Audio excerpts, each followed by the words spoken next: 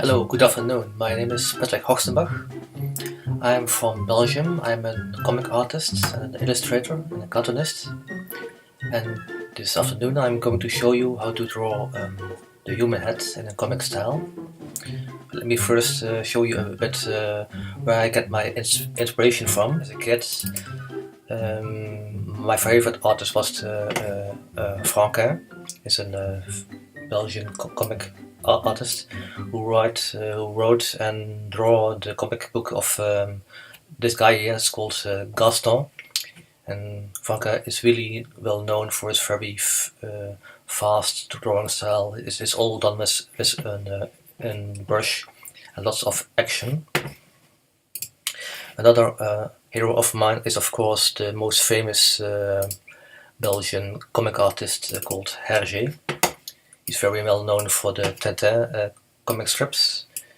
He is mostly using a pen and ink, and he defined the clear line comic style where you use very few lines to create a comic character. Another big influence for me is the American comic of course Calvin and Hobbes. It's also very smooth style with few lines, with lots of expression, and it's a beautiful usage of white space and blacks and whites. And more of the adult artists, I loved the style of Möbius or Giraud. It's a very typical style who became famous in the 1970s and 1980s. There's lots of science fiction stories. And one of the recent things I really like is a guy called Book. He's also a French artist. He's also using the brush to create his comic books. So there's a wild mix of very comic styles and quite realistic styles I like to work with. There are some tools I like to use. One is a pencil. This is quite a hard pencil. Hard pencils are easy to sketch with. It also is easy with a kneadable eraser to erase all these lines when you later scan your drawing. Other kind of pencil I like to use is a red or a blue pencil. Use this also for sketching. This is the nice part of these pencils is that when you edit your drawings in Photoshop, it's easy to delete these blue lines, so that you can only have left the ink. You can't erase them on paper. That's good. These blue or red pencils were used very heavily in the animated comic books, in the animated world, where you can draw in layers, and each time you add a new color and add more details until the final product is done, and then you ink your drawing. Again, while scanning, it's easy to delete all these lines in your digital environment. The other thing I said on the webpage, we need some kind of tool to write our black lines, and it can be anything.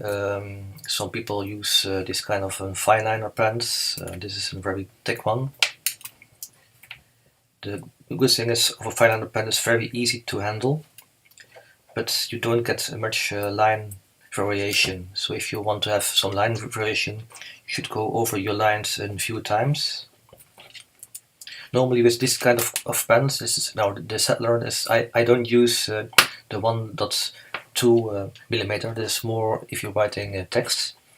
So I usually for inking, I recommend to use the 0.5 or the 0.3.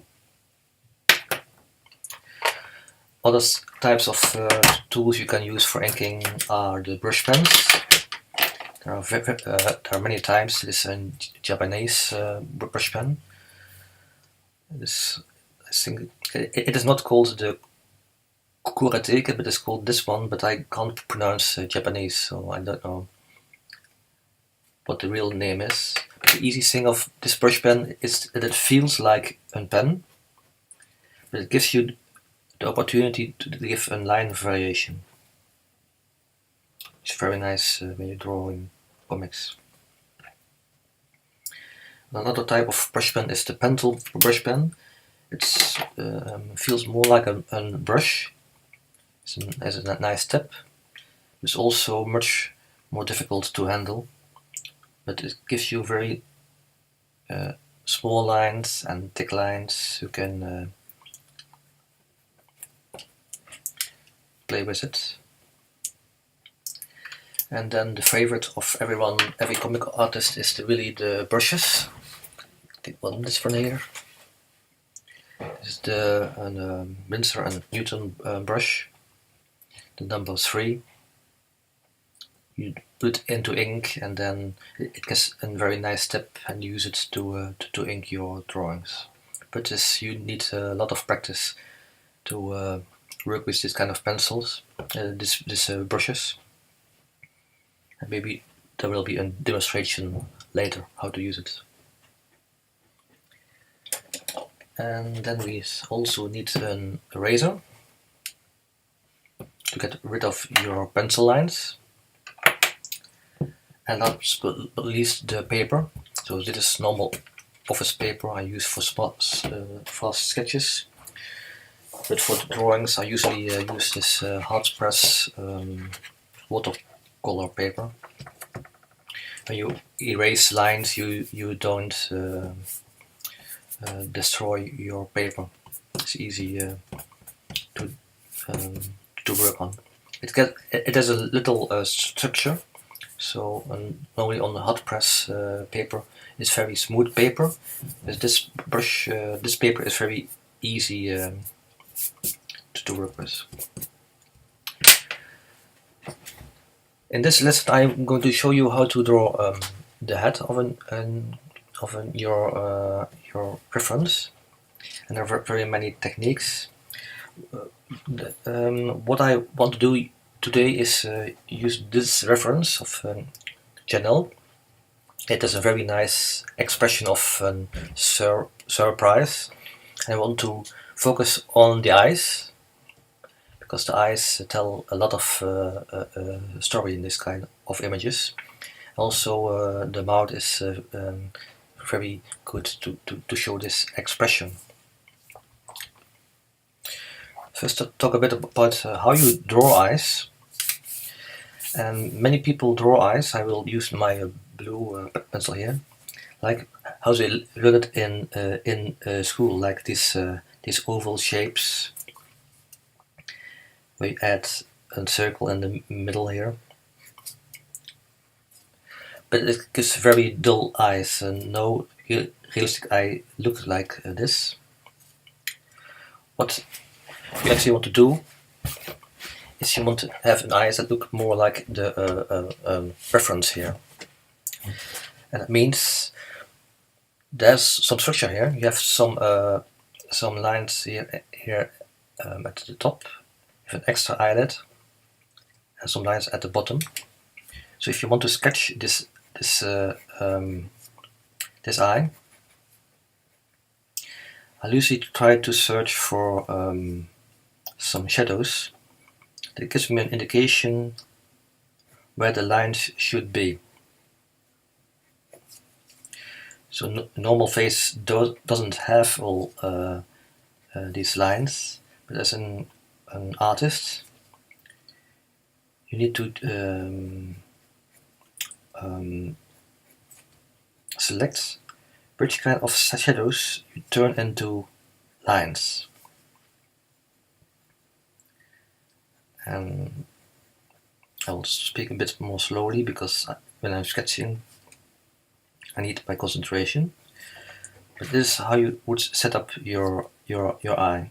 Notice the important line that I draw here, the top part of the eye. Takes extra line here, that gives you more depth. the bottom part, and a bit of a structure here.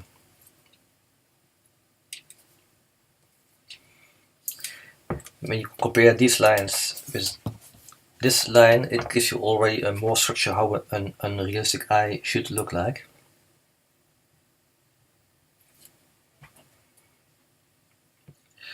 This is a very sketching phase, and the whole idea of creating a portrait or a drawing is that you keep sketching.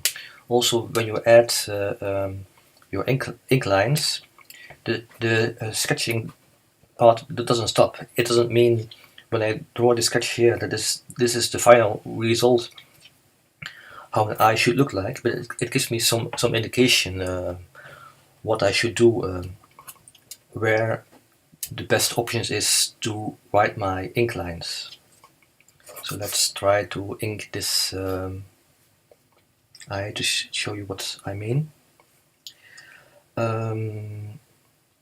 When I ink, I don't, well, I'm doing a combination of long lines, very smooth lines, mostly for drawing hair, or a combination of short lines, and short lines are very much easier to handle. It depends a bit on what part of the head you want to draw. So let's try the eye here. I start with the eyelashes, and I give very short movements of my hand to show an indication of where the eyelashes are. Eyelashes are like hair. You should draw all the lines smoothly, so don't make a random movement of lines. That doesn't look good. But try to find a pattern in the hairs you want to draw.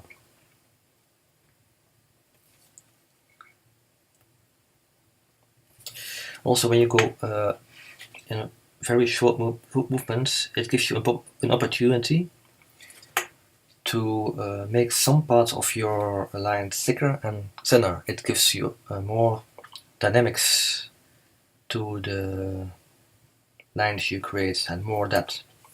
So in this part, I'm trying to make the left part a bit more black and the right part more thinner lines. You can use a combination of lines and dots. The dots are more an indication that the gray tones are less in this part, and the shadow of the eye is more in the left part. For the top part, I try not to make a very thick line, because if you see in the reference, this top line is not as thick as the top of her eye.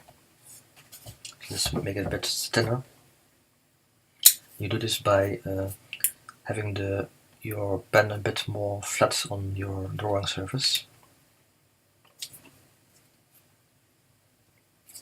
While I'm drawing the eye, I keep an eye on the reference,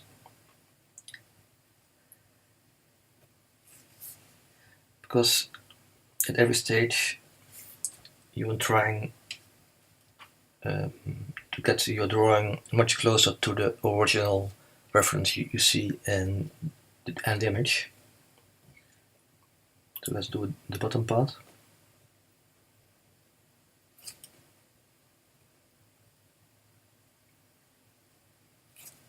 I add also some lines here to show you where the tears normally come from. Small lines you can add. It's hardly visible, but it gives you extra depth at the bottom. And then what makes the expression really often surprise is that you can see a top part of the iris. So there is some kind of a red space between the top part of the eyelid and the top part of the iris.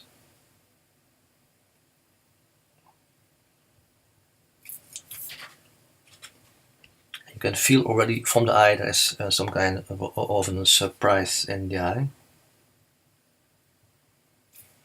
And then you can add all the other features.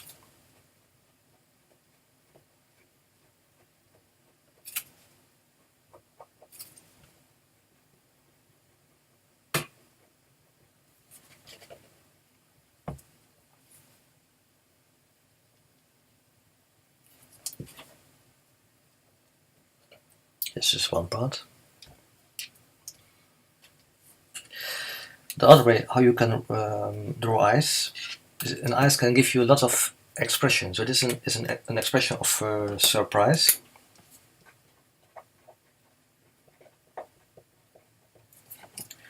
Eyes can also be quite mad eye. You can add mad eye to close the eye a bit.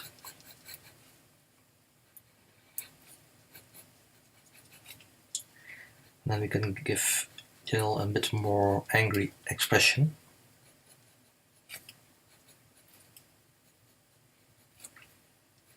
Add again the top.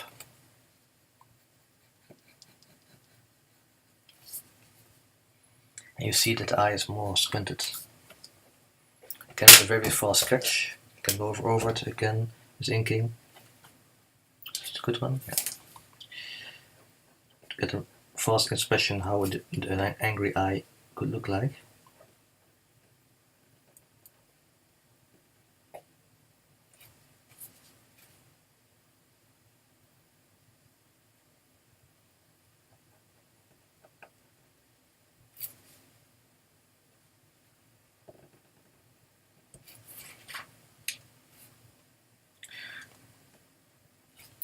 Normally, when you're drawing in a realistic style, if you can draw the eye well, then the rest of the face doesn't matter quite much, because most of the expression you will see in a portrait is from the eyes.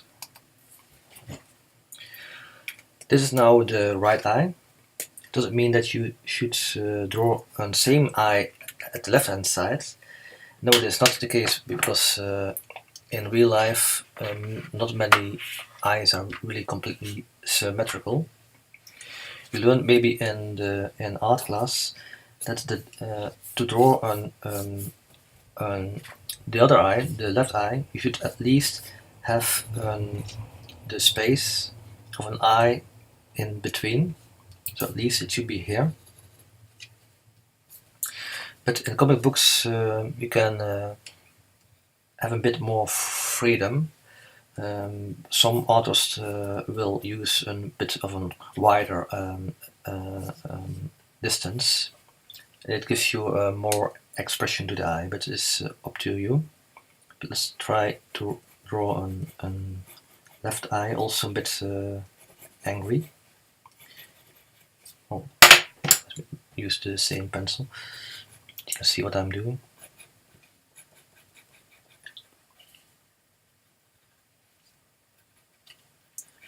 You see, I don't try to make it a copy of the right eye, but what I try to do is give it the same size. So the size matters, but not as an exact copy of the other eye.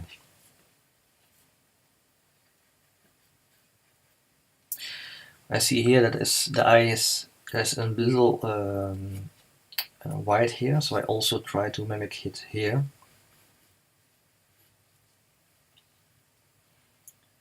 Because the eyes usually are not similar, but the eyeball have the same movement. So there are not many people that can move their both eyes separately. So when we inked this one here, again with short movements.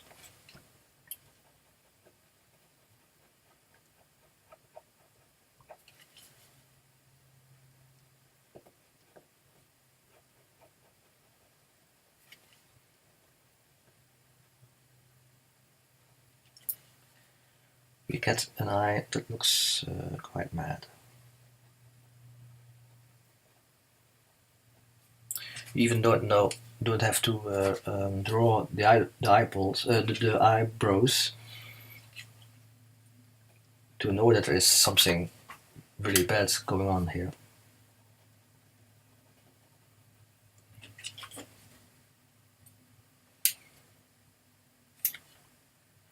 That's some indication where the start of the nose is. Normally, depending on the comic book style you have, it's not always needed to add a lot of shadows or cross hatching in these parts.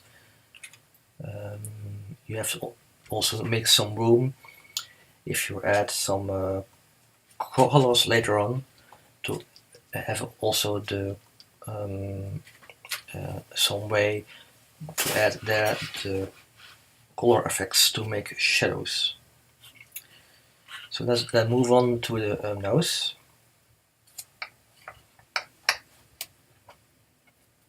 So we have again here the expression where we look at Janelle, and we looking from the bottom, from a bottom perspective to her face.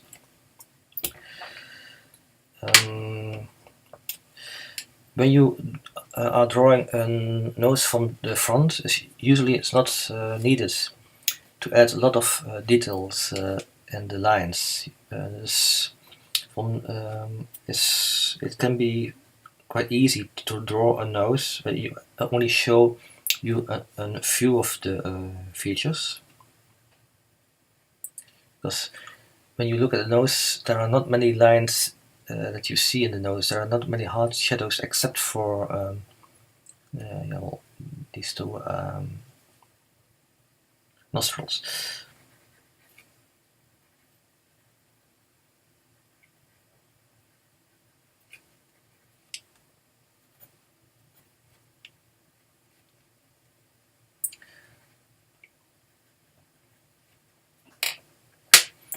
So what I would do is just keep a few of these lines.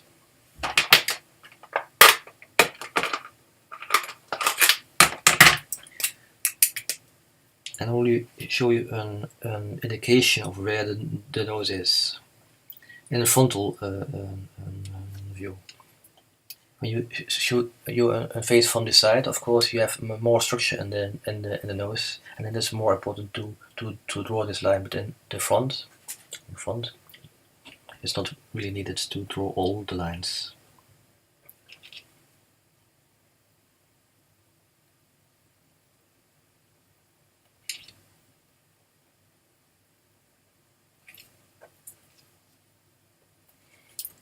More than this is really not needed.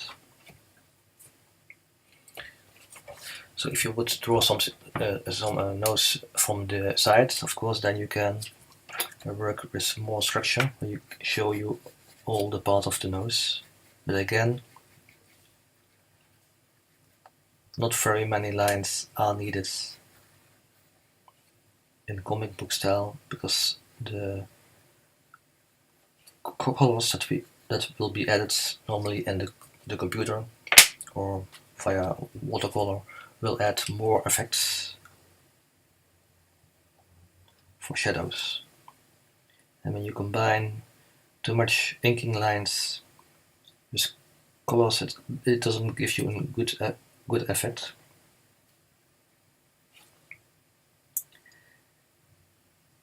So the most important part is knowing which lines you shouldn't draw. It's more an economy of style. So here you see it from the style. Where you should place the nose, there are rules about it. When you draw a lot of faces, you don't need all these anatomic rules, and you just look at the photo, and by eye you can choose where to place the nose. But if you are not sure, you can also draw a head starting by a circle circle in the middle, but 1/3 of the bottom of the circle you can draw the line for the eyebrows. The bottom of the circle will be the line where your nose will be. This part you add on the bottom to get where the chin is, and then you can add the features of the head. So now we have an head. The eyes will be somewhere here, and the ears will be between the nose line and the line of your eyebrows, so somewhere here. This will give you a very basic reference how a comic book character or a human head will look like. It gives you a standard head, but not every head is the same. So in real life, sometimes you need to place some features a bit lower or a bit higher, but not that much. So if you add more information here, always draw the top line here to add more structure. Eyes.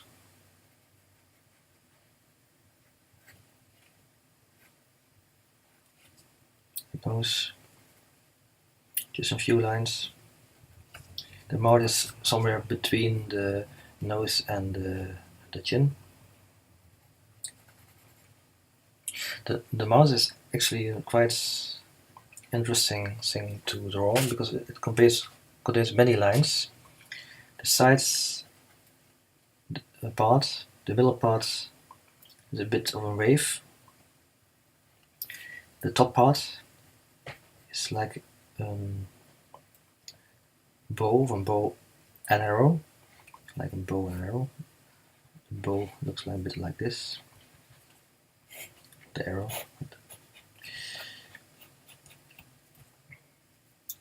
And the bottom part is, depending on the figure you want to create, a bit bigger than the top part. So I'm drawing a guy now. And I add a line to the bottom to show you a bit more depth. And then you can add the side parts.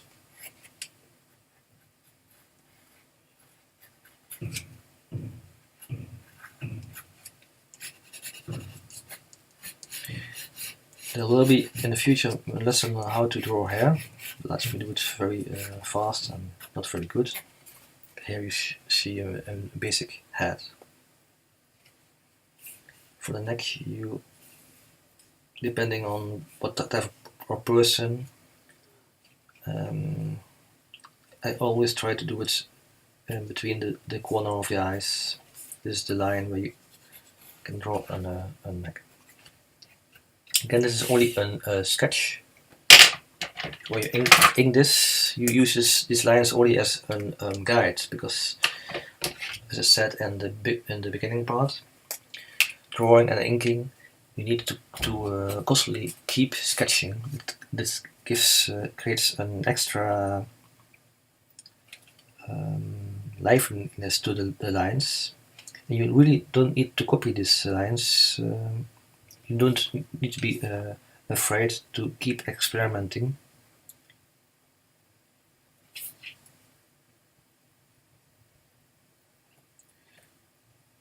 Because I don't like the very smooth drawings, because they are a bit dead for me. When you are drawing with more energy and freedom, it will give a new life to your drawing. It looks as if the drawing is a bit animated and can subtly have another expression.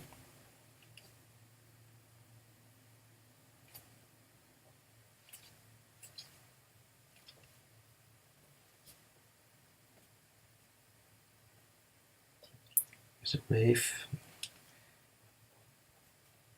Top part. The bottom part. You can also add a bit more structure. If you say I will keep my drawing in black and white, to add a bit more shadows to the top parts.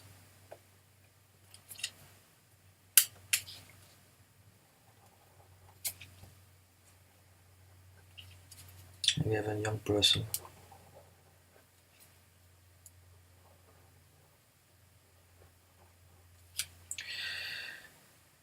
How should you draw an ear? I think my ears are a bit too big. More an ears of an older person. An ear. Comic book ears can be very easy to draw. You can have a much more structure. The most easy comic book ears you can have is like in the Tintin or the more cartoon-like comic book ears. It's just a half a circle. There's a number 5 inside, and you have a comic book ear. So if you can draw more, then you have comic book character. That's very easy ears. Or you can make it more elaborate and have more structure to the ear. But what you put inside is just the top. Some kind of I don't have a very strict number of lines. I also not try to mimic what I see in the reference. I just add some lines, not many, to show you a bit of the structure.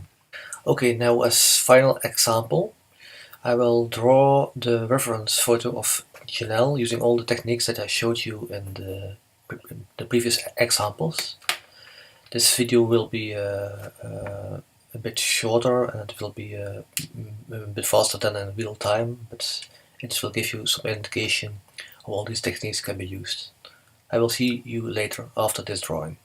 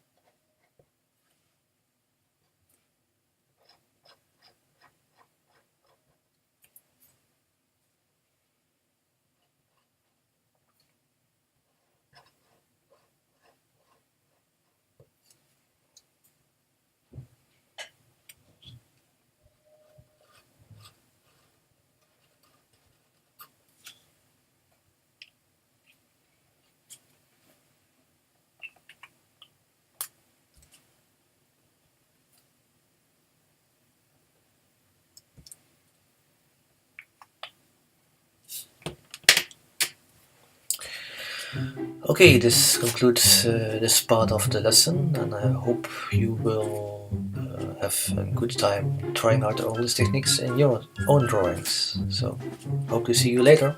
Bye.